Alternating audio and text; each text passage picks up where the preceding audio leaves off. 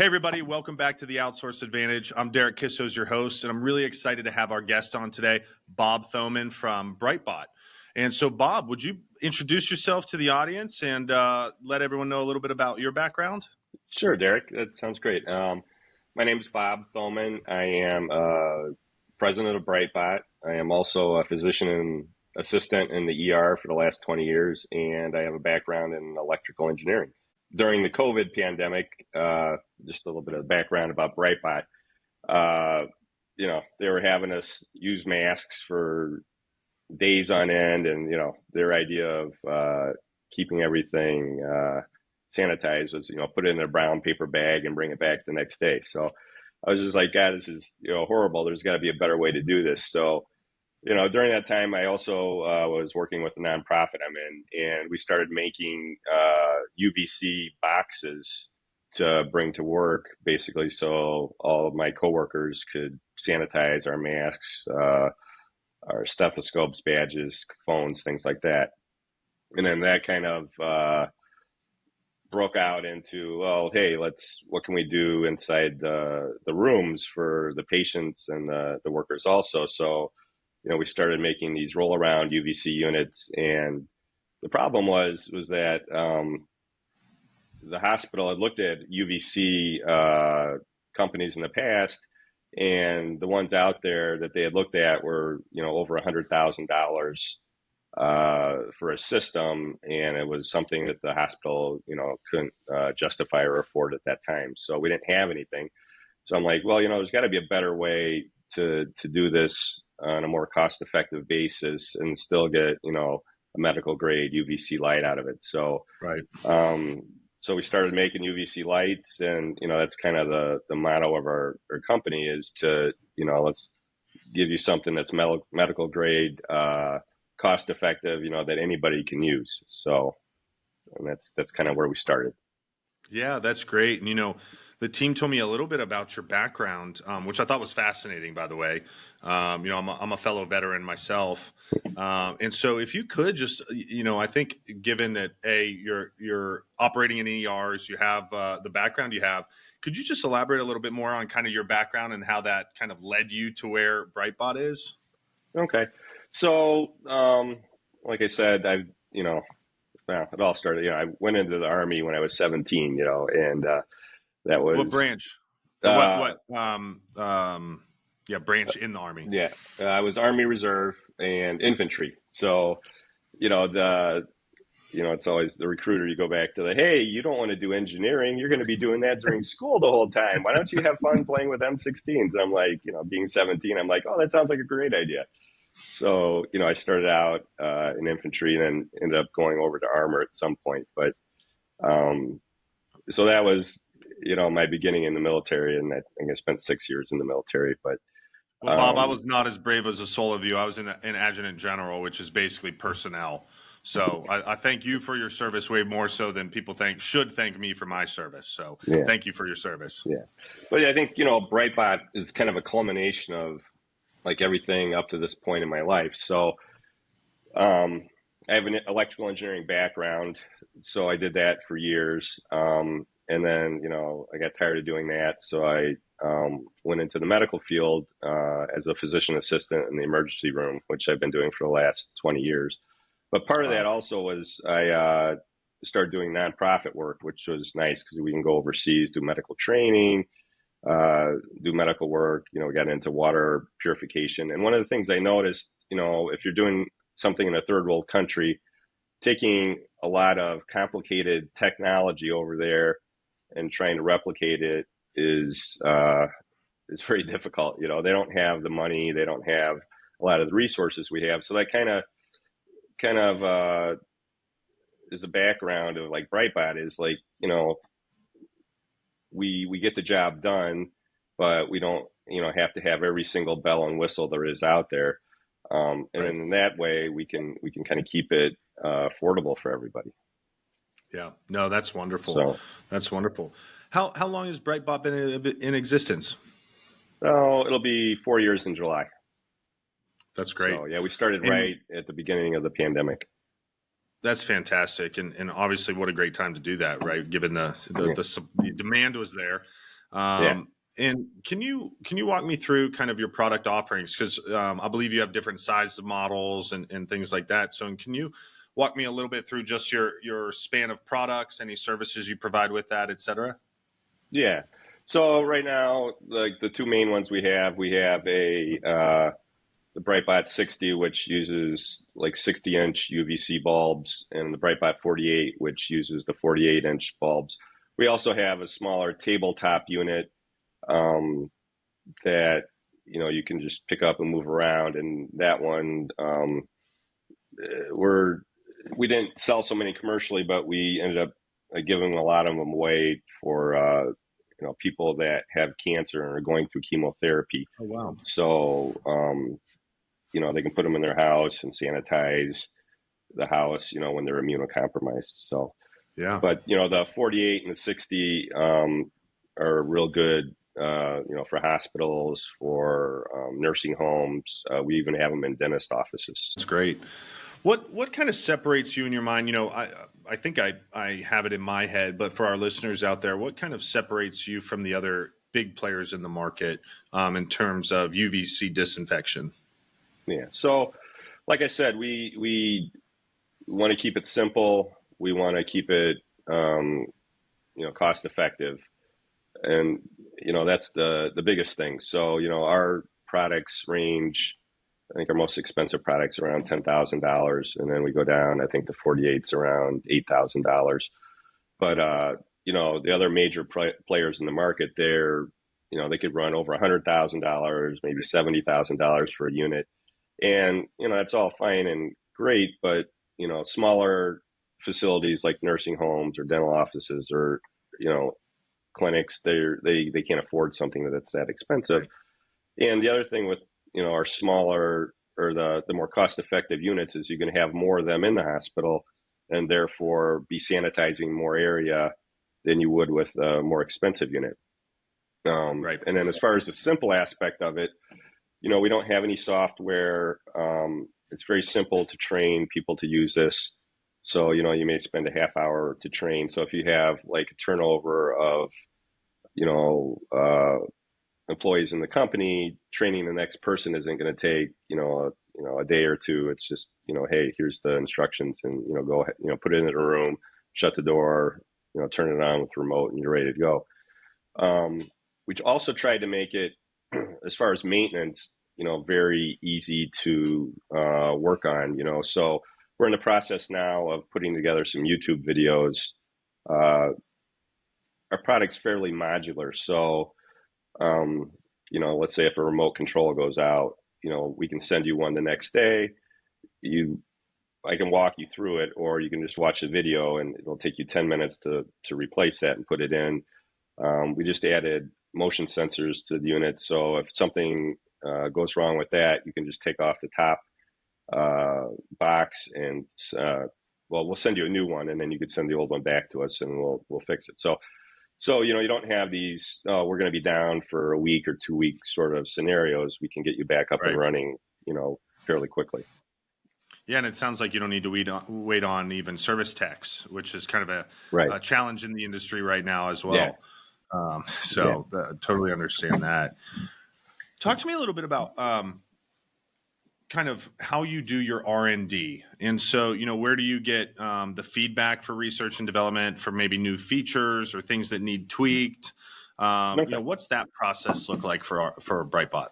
Yeah. So, I mean, when BrightBot came out, our first run around was, we had a IV pole with some, tubing around it with some light bulbs on it and a ballast in there. And, that's what we were like donating to the hospital. And, then as we, ramped up and, everything got better. But, so I have my ideas of, what the system should be like. But, even like when we deal with HHS, I get feedback from you guys that says, hey, the casters on the bottom are a little bit small. When we go over the thresholds for an elevator, this thing kind of bounces around a little bit. Can you put bigger casters on it? I'm like, oh yeah, sure. So, getting ideas from the customer really helps out, and like I think another one that came from you guys was, some of the other products we've have had troubles with bulbs breaking, and then, you have downtime to clean that up. And then, so, what can you do about shatterproof bulbs? And, so did a little research. We found a place that made shatterproof coverings that we could like heat shrink onto the bulbs. And so we went ahead and did that. So, we had the basic design, and then, from our customers, then we get, like, what do you guys need? What do you want? And then we kind of go from there to kind of tweak stuff and, give you guys what you want. It doesn't really matter what I think is good. You guys are the ones buying it. So, Right. try to make you guys happy. Yeah, and I just keep what's popping in my head and talking is you are kind of the perfect situation of someone who has the background you have, but also works in the hospital, also at the start of a pandemic, and just took the initiative to put all that to use, which is just fascinating to me. How that all comes about. Yeah. And I didn't even, when I first did it, I wasn't even thinking about making a company. It was just, Right. hey, let's do some stuff to keep everybody safe here. And, then it's like, okay, so now there's more need, and, so then things just kind of snowballed from there. So. Yeah, that's great. What's been some of the challenges in the 4 years that you've had to overcome, and what kind of process do you go through to get through that? Because I imagine you don't have thousands of employees in manufacturing plants across the world, and so your challenges are going to be much more unique than the big players out there, and I think that's going to be fascinating to some of our listeners as well. Oh, absolutely. So I mean, I did everything backwards. So when you think of a startup company, you think, oh, we're going to get a group of people together, we're going to form an idea, we're going to, get some financing, and then we're going to figure out, all the issues that we're going to have, and kind of work back until we're ready to make a prototype. And just due to the situation, it was like, hey, we need something like yesterday. So I'm making prototypes first. And then the one nice thing that I had about working in the hospital is, as I make a prototype, I'm actually working there. Down in the ER, we were using 3 of them.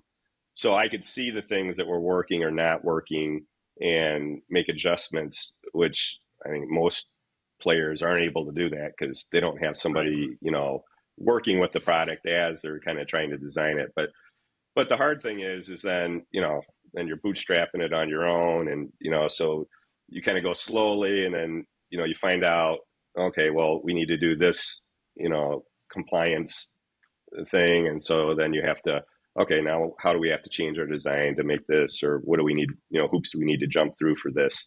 One of the biggest things I learned was, I'm a medical guy and I'm an engineer. I'm not a marketer.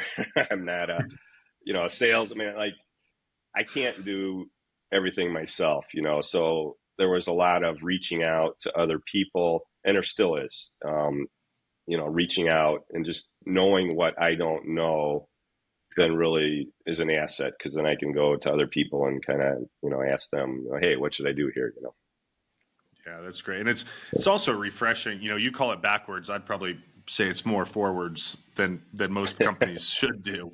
But I also think it's just great that you saw a need and you went out to do it to solve the hospital's problem that you were working in, instead of looking at it to make a dollar. Obviously, it's developed now into a business, but I think that's great. But I have to ask you, so is that one of your machines in the back over there with the cover over it? Yeah. And actually, I want to know the funny thing is, I want to know less about that, and I want to know about the artwork on the other side of the door. That's the kid. So I got an 8 and 6-year-old, and they're putting up stuff all over the house. And so I'm working in the ER. I have a family, and I'm running a business, so I'm just pretty busy all the time. So you must get great sleep every night.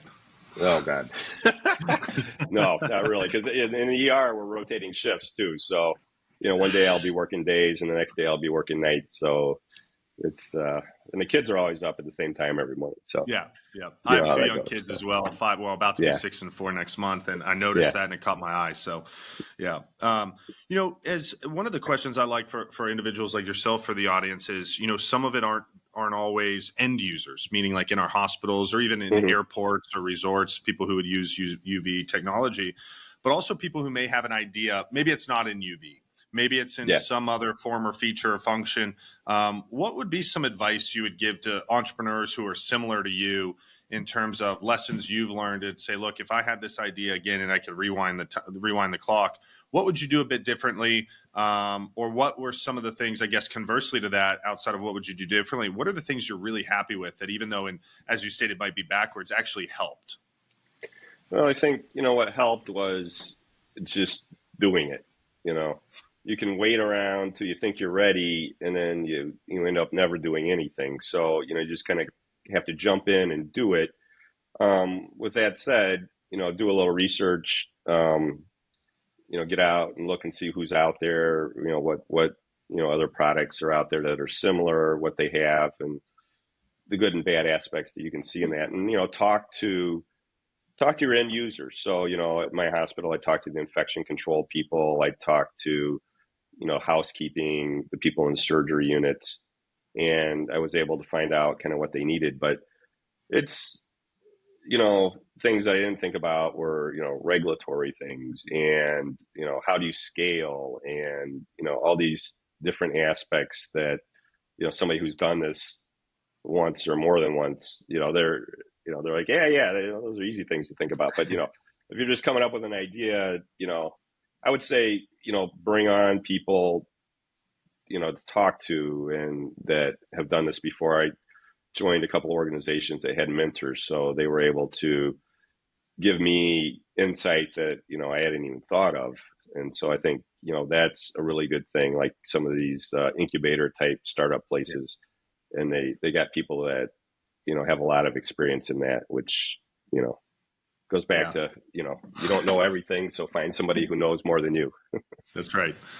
That's right. No, that's great. Where do you guys go next? Is it any new products or just product feature tweaks? What's kind of the, pick a point in time, year, 2 years, 5 years, where do you, I guess, two-part question, where do you see BrightBot going? But then where do you see the UV industry in general from there's a term, I'm going to say disinfection, but it's not. I know there's another term for eradication of whatever. Yeah. I'm not an expert, but kind of where do you see both of those items going? So I think, with our product, I think we have a pretty solid product at this point. We've got motion sensors, we got shatterproof bulbs, we've got independent lab testing showing that it works. It's simple to use. So I think we're okay as far as that. And those are the things that I kind of am good at. But, developing the relationships with people, getting the product out there. So, sometimes it's hard to break into an industry that already has a bunch of solid players there. And people are like, oh yeah, we've been using these guys and these guys and these guys, why should we change to, this new guy? So, those are the challenges I have as far as, just expanding, our base, and, selling our product. And just even in the industry, there's a lot of infection control people that are somewhat skeptical about UVC, or they don't quite understand that it kills pretty much everything. So with enough time, and if the light's shining on it, it's going to sanitize it. And it's not a new concept. They've been using this stuff for, over 100 years.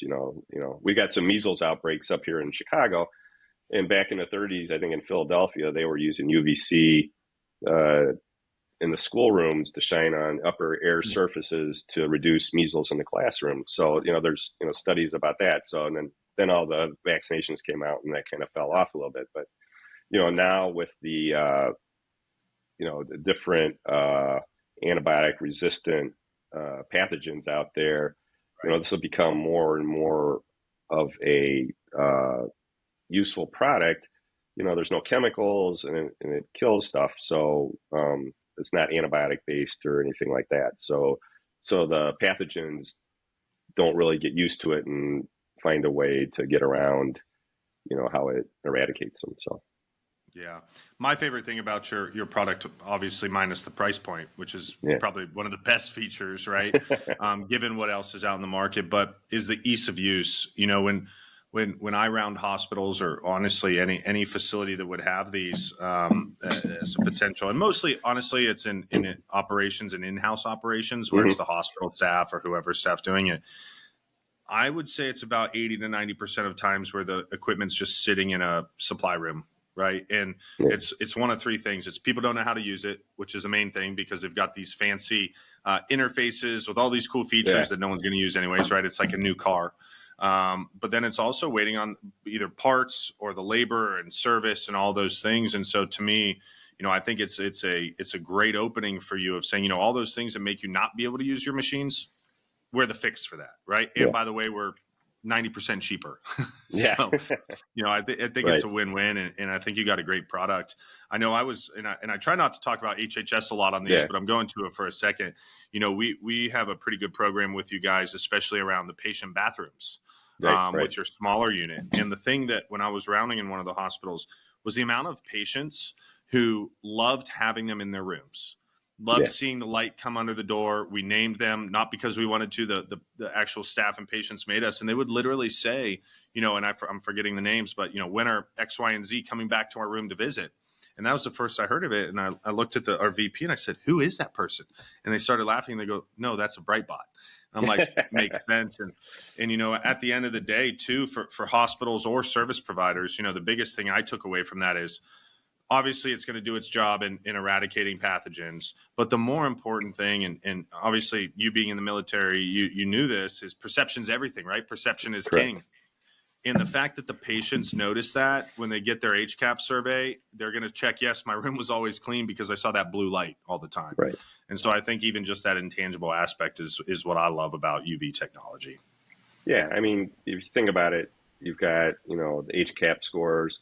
You think about the marketing of this, like, hey, we go the extra mile to keep you safe. And, and with UVC, the other thing is it gets areas you can't wipe down. So, I work in an ER and we've got equipment mounted on the walls all over the place. And so, the environmental services staff comes in, they wipe everything down, but they're not wiping down the otoscopes, or they're not wiping down, all the different equipment and curtains. Like, it's not the best for curtains. They're kind of porous, but, sometimes our curtains stay up for 6 months. And so the UV light, is sanitizing the curtains, it's sanitizing the walls, it's sanitizing equipment on the walls and anything in the air.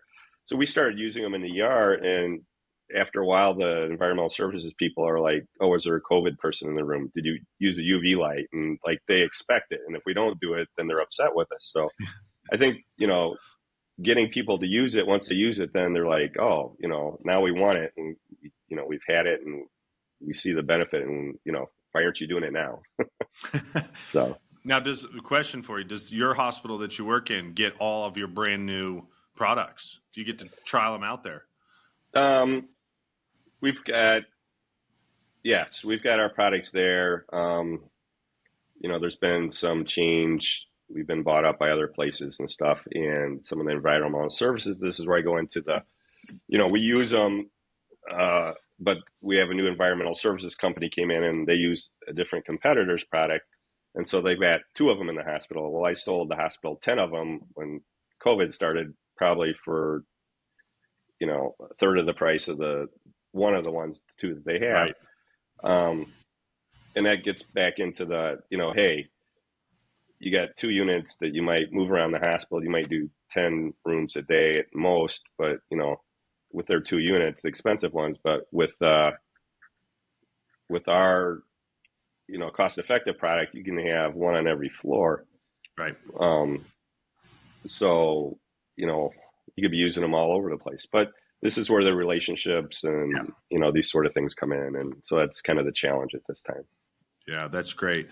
One of the last questions I have is around, if we have a hospital administrator or, a outsourced provider listening to this, what are the things they should look into when just evaluating who to reach out to, whether it's you, I won't name your competitors by name, but, give them some insight where if you took your BrightBot hat off for a second and you said, look, these are the things you really need to look into in selecting a vendor for UV disinfection. What should they consider? Well, one is price, obviously. Two, the things you don't think about are like the hidden costs. So, is there a software agreement? Is there a maintenance agreement?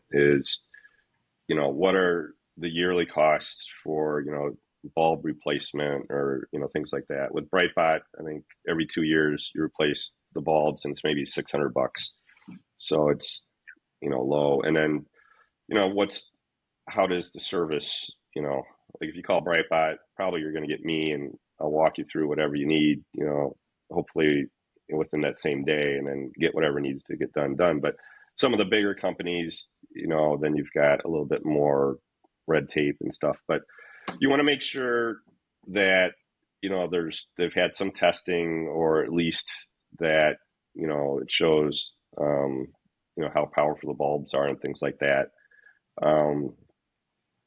So yeah, I mean, I think those are some of the main things. And then, when I first got into this, I was talking to some guy and he's like, oh yeah, we'll get some stuff from China and then we'll assemble it here. And then we'll say it's made in the United States. And then we'll sell it for 3 times what we bought it for. I'm like, well, that's not really what I'm trying to do here. I'm trying to, make a little better product and, something from here. But,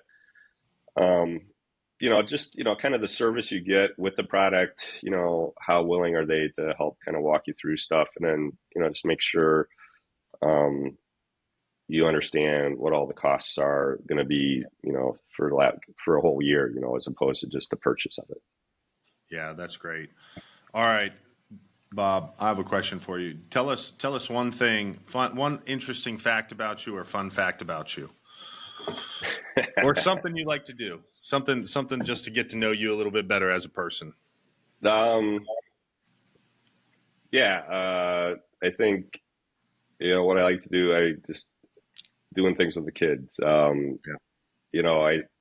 Until I had them, I didn't really realize what I was missing. And now it's just, they're unbelievable. And, at some point when they get a little bit older, I want to start taking them on some mission trips, around the world, and, kind of let them see everything that's out there and stuff. So that's great. Kind of what I got. So that's wonderful. Any parting comments for the listeners before we sign off here? Just take a look at our website, see what we have to offer. And, I think with our price point and with the features we have, I think we're a good competitor, but, people can see what we got and see what they think. So. That's great. Well, Bob, thank you again so much for coming on. Hopefully this was valuable to everyone out there listening or watching this. Thanks for joining the Outsource Advantage. If you haven't, please subscribe. We release these every 2 weeks. And Bob, I hope you have a great rest of your week, and we'll see you soon. Okay, you too, Derek. Have a great day.